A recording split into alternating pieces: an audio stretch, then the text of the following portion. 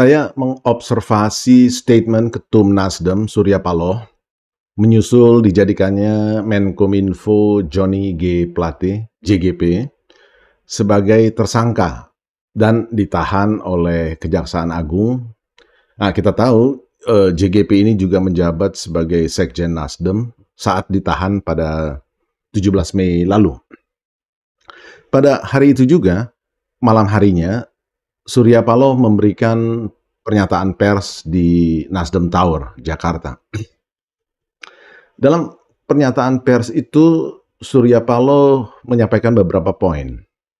Tetapi ada satu poin yang menyentak saya, yaitu kalimat, "Kami tetap menghormati ini, tetapi sukar untuk mengusik apa yang terjadi di dalam perasaan, emosi diri saya. Semoga saja godaan-godaan yang mengatakan kepada saya ini tidak terlepas daripada intervensi politik tidaklah benar." Ini kalimat bersayap dan berbau reverse psychology. Dan reverse psychology is most effective on people who are resistant. Cheaters often accuse you of cheating, liars often accuse you of lying. It's a reflection of who you are. Belakangan sudah mulai disinggung kembali di publik bagaimana kiprah kader Nasdem yang pernah menjadi Jaksa Agung, Muhammad Prasetyo, ini di periode pertama kepresidenan Jokowi 2014-2019, terutama dalam peristiwa kuliah umum di Akademi Bela Negara Partai Nasdem, di mana Presiden Jokowi memberikan kuliah umum saat itu, tanggal 16 Juli 2018. Dan pada kesempatan itu Surya Paloh menghadirkan Risa Papa Minta Saham Khalid. Nah, beredar informasi di kalangan elit pada pertengahan 2016 soal Jokowi ingin mengganti Jaksa Agung M. Prasetyo ini yang saat itu kesulitan mencari Risa Khalid. Tetapi Surya Paloh mengancam Nasdem akan menarik dukungan kepada pemerintah kalau hal itu dilakukan. Tetapi di acara Akademi Bela Negara itu kan Partai Nasdem, Surya Paloh malah menampilkan sang buronan Kejaksaan Agung. Nah, kalau Anda jadi Presiden Jokowi, perasaan Anda seperti apa? Prasetyo akhirnya bertahan sampai akhir periode pertama kepresidenan Jokowi. Dan di periode kedua Jokowi, Nasdem tidak lagi mendapat jatah kursi Jaksa Agung. Nah, hal ini menjadi titik awal pecahnya kongsi Presiden Jokowi versus Ketum Nasdem Surya Paloh. Ada yang berpendapat suatu parpol yang menguasai Kejaksaan Agung artinya parpol tersebut bersih dari kasus-kasus. Ada yang berpendapat demikian. Nah, si ada yang berpendapat demikian itu nampaknya tidak salah dengan pendapatnya tadi.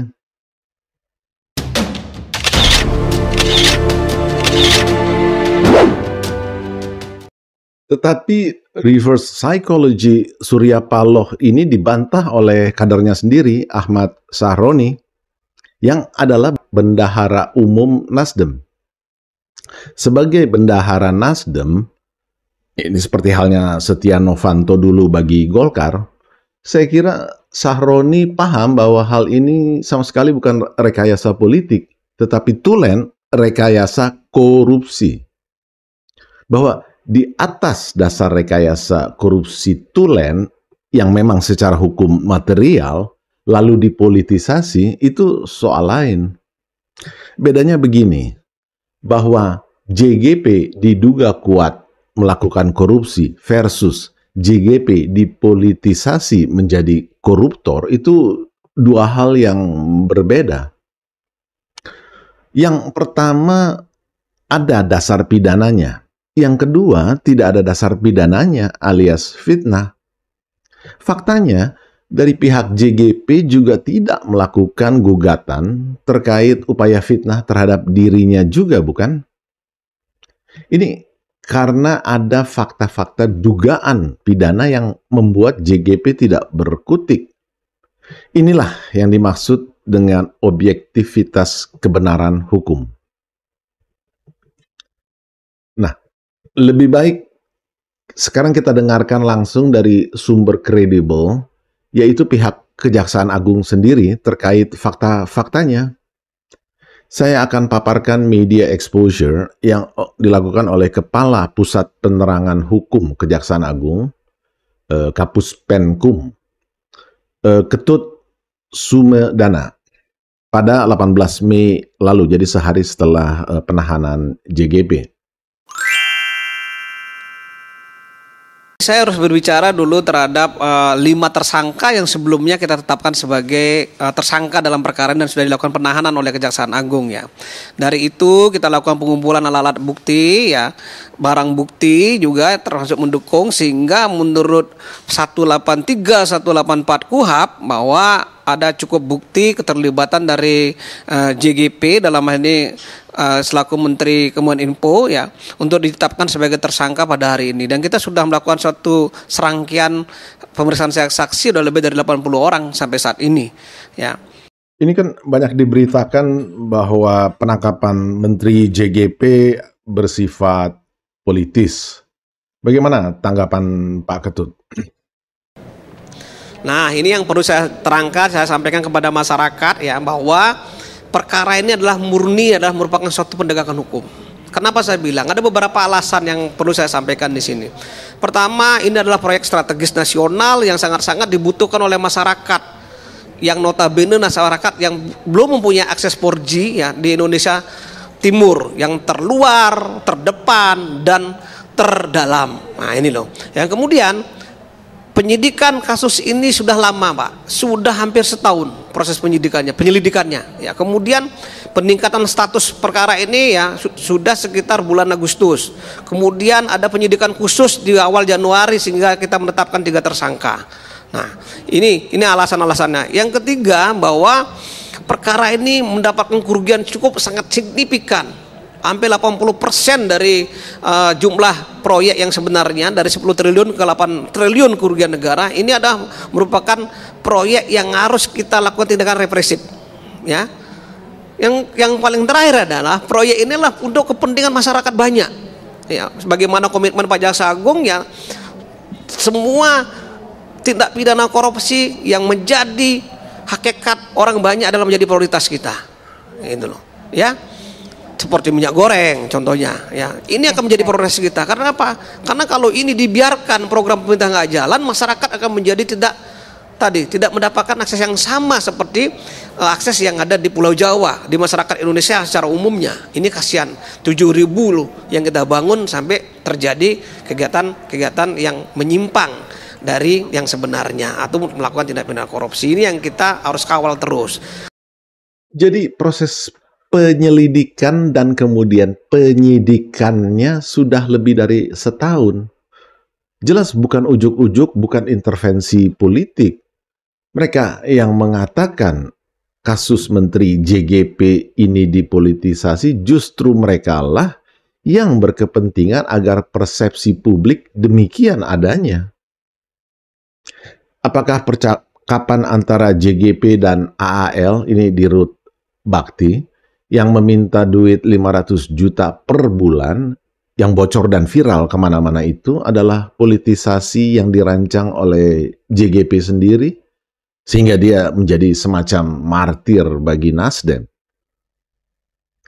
Di balik fakta bocornya percakapan antara JGP dan AAL ini adalah operasi intelijen oleh Kejagung. Ini penyadapan yang dilakukan di bawah kendali Amir Yanto, ya, Kepala Intelijen Kejagung. Nah, screenshot yang Anda lihat ini adalah berkas pemeriksaannya. Tapi fokus kita di sini justru pada pertanyaan penyidik. Dari mana mereka tahu tentang permintaan 500 juta per bulan oleh Plate kepada Anang di kantor Menteri Kominfo lantai 7 itu?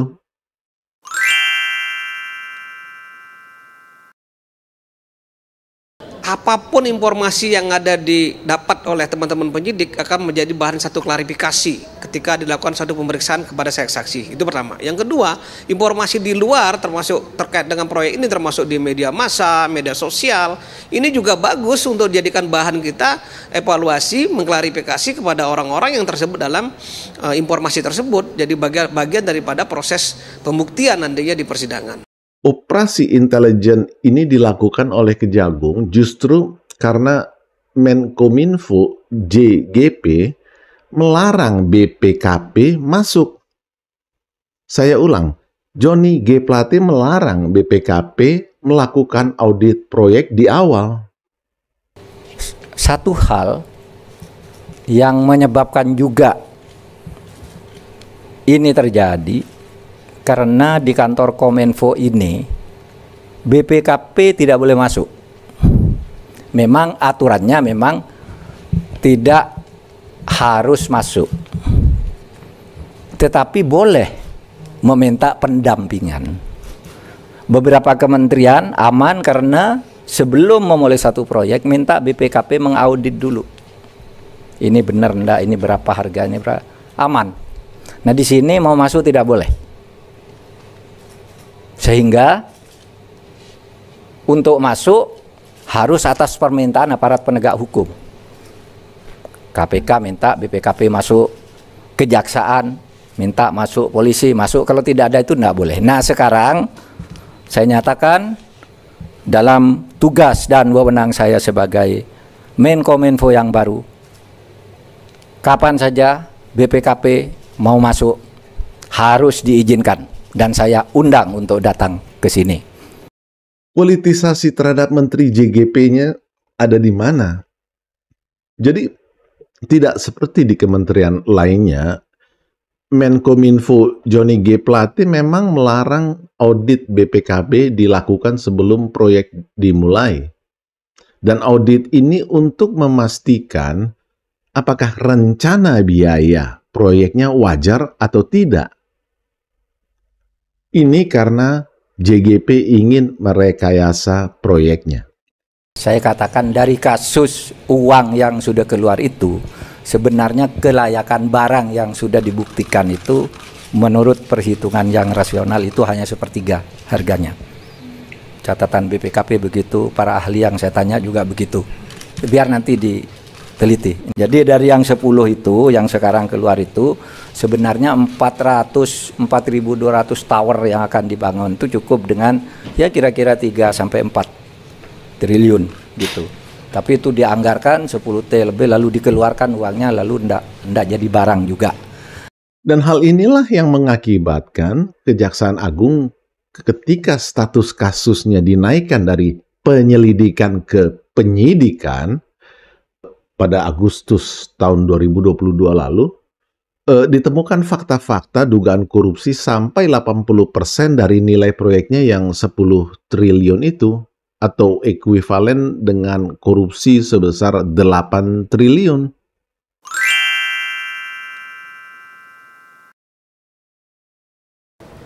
Ini sedang kita dalami semua. Yang jelas tadi hasil pemeriksaan BPKP ini sudah 3 hal tadi ya. Ada penyusunan yang tidak sesuai, ada markup harga ya, pembayaran BTS yang belum terbangun. Nah tentunya ini yang namanya tindak pidana korupsi tidak harus menguntungkan diri sendiri, tetapi juga menguntungkan orang lain juga bisa. Seperti perusahaan-perusahaan yang terafiliasi terkait dengan proyek ini juga termasuk yang kita sudah jadikan tersangka ya, salah satunya ada OMS ya, sudah kita jadikan tersangka sebelumnya dari 6 tersangka yang sudah ditetapkan pada hari ini semua itu loh. Kita akan dalami semuanya bagaimana alirannya, karena proses ini masih dalam proses penyidikan. Tentu nanti kita ungkap semua dalam proses persidangan. Yang porsi korupsi 8 triliun itu tentu saja penuh dengan berbagai rekayasa, akal-akalan.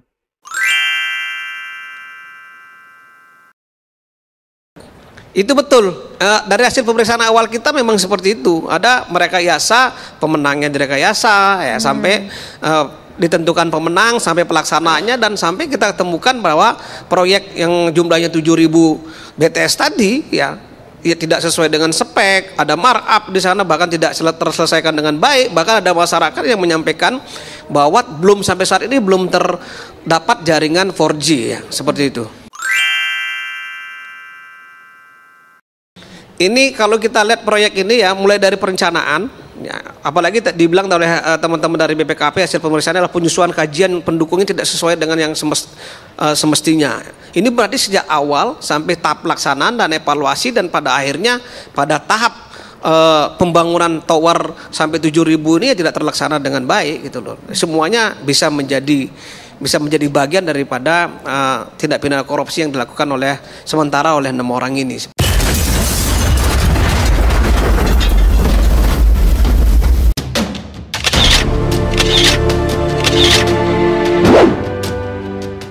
Setelah ditetapkannya JGP sebagai tersangka, publik selanjutnya akan fokus pada legal proceeding-nya, proses hukumnya.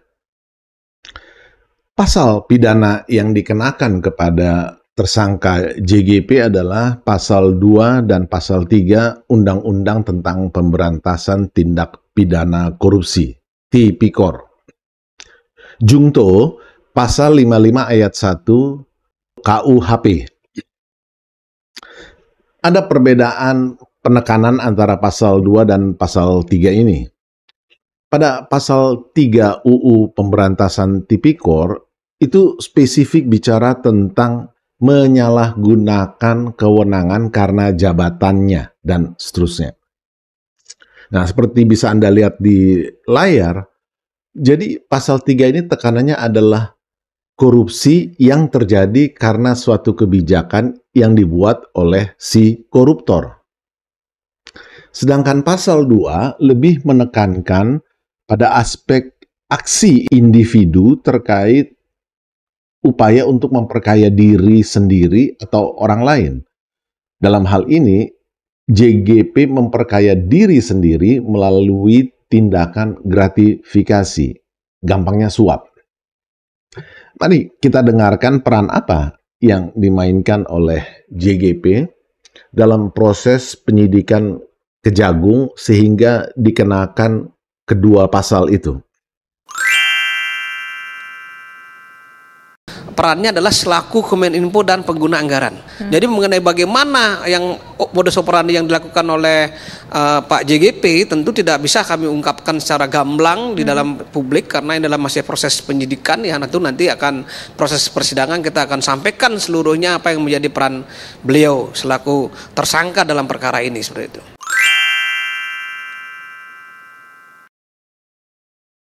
Begini, tentu dari hasil pemeriksaan LHP BPKP secara tegas menyatakan bahwa ada penyusunan kajian pendukung dari proyek ini yang tidak sesuai dengan yang fakta sebenarnya pertama, yang kemudian ada markup harga, dan kemudian ada sejumlah pembayaran BTS ya yang diduga belum terbangun sama sekali atau alias fiktif ya seperti itu.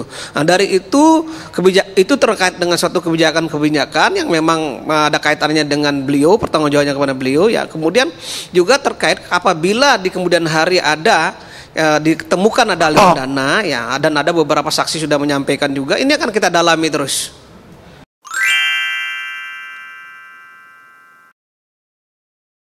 Jadi begini, itu bukan sama sekali nggak ada, tidak seperti itu. Makanya kan dari hasil evaluasi kita ya, itu kita mendapatkan sampai 80% kerugian negara itu pasti ada sebagian yang sudah dikerjakan, tapi ada sebagian yang tidak terbangun tapi tetap dibayarkan ya. Tentu nanti semuanya kita akan paparkan di pengadilan, kita buktikan di pengadilan, bahkan proyek ini banyak yang belum terselesaikan dan belum menyampai kepada masyarakat kecil yang ada di wilayah Indonesia Timur. Dalam proses hukum ini, tentu publik ingin tahu dong berapa dari yang dikorupsi sebesar 8 triliun itu yang masuk ke kantong Menteri JGP. Selain itu, ini yang juga diinginkan oleh Surya Paloh dalam media conference-nya, apakah ada kemungkinan saksi atau bahkan tersangka baru lainnya?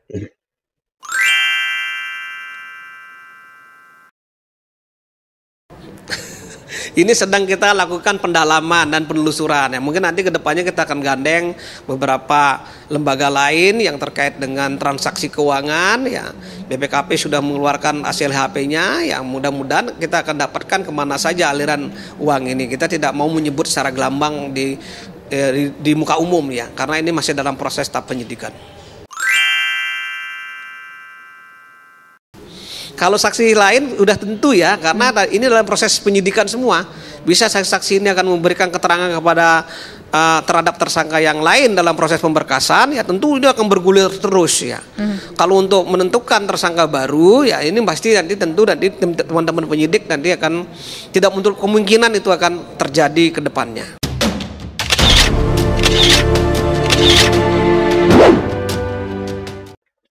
Kita tahu ada dua sikap leadership yang berbeda antara Presiden Jokowi dan Ketum Nasdem Surya Paloh. Presiden Jokowi langsung memecat Menteri JGP, sedangkan Ketum Surya Paloh tidak memecat JGP sebagai Sekjen Nasdem. Dari sudut persepsi publik, ini artinya JGP sebagai tersangka tindak pidana korupsi tidak lagi dipersepsikan sebagai bagian dari administrasi pemerintahan Jokowi, tetapi dia tetap menjadi bagian dari administrasi pengelolaan Nasdem sebagai parpol. Ada dua timeline di sini yang perlu jadi perhatian serius Anda, di mana perhatian publik akan sangat intens. Timeline yang pertama adalah jadwal pemilu terkait satu pendaftaran paslon Capres-Cawapres. Ini antara 19 Oktober sampai 25 November 2023 ini.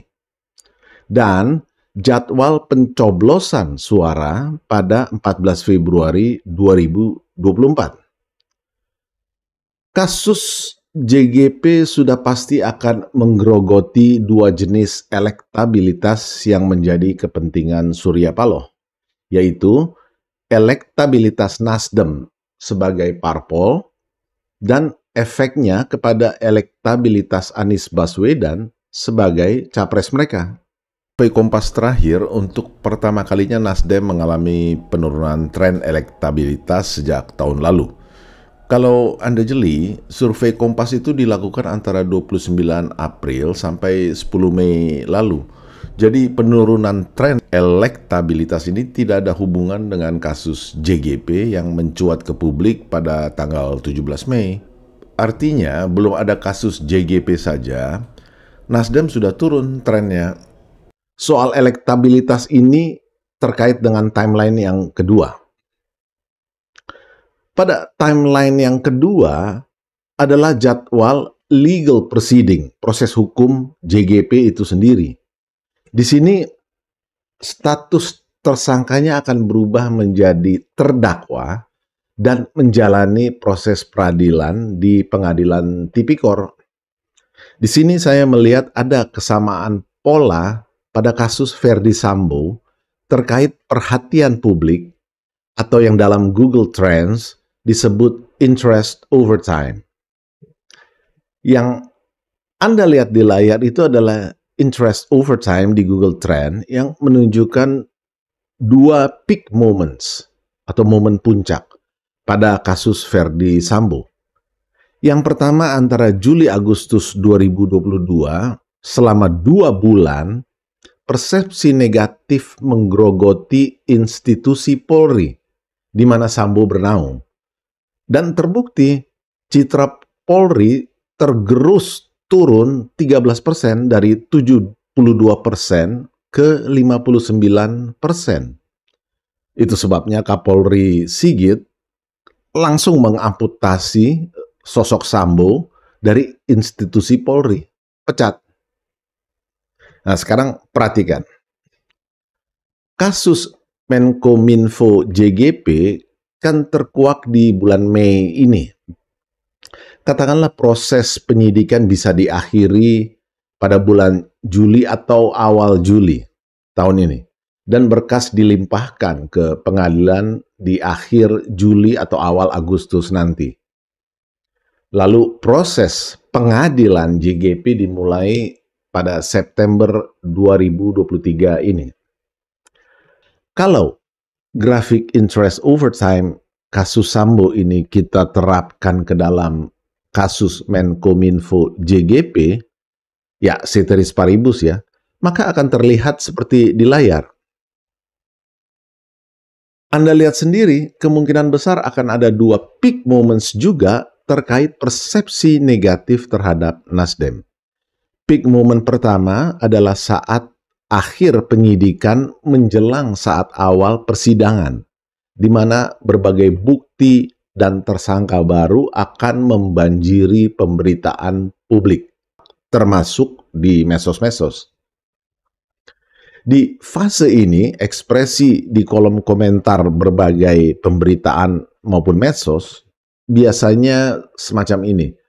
Oh, ternyata, atau Masya Allah, atau teganya, dan sebagainya.